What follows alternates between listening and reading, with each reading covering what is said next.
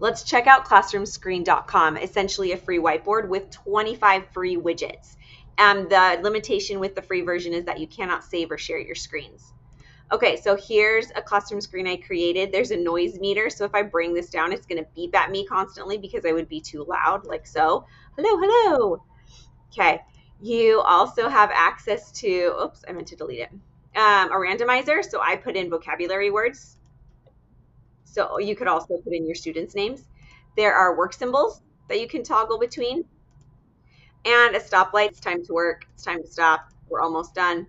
I think this is pretty cool. It's a poll, and you can bring any of your widgets forward into the spotlight, and then they'll take up the whole screen. So what movie should I see this weekend with my kids? You guys let me know. Mufasa, Moana 2, or Wicked.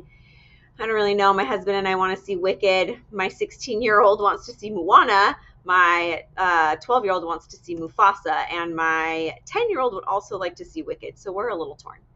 All right. You have a draw feature. So you can draw like a whiteboard. And then there's also different timers. So this is one example of a timer. Let's bring it to the spotlight. It's a visual timer. There are other widgets. You can go here to more and see all your options.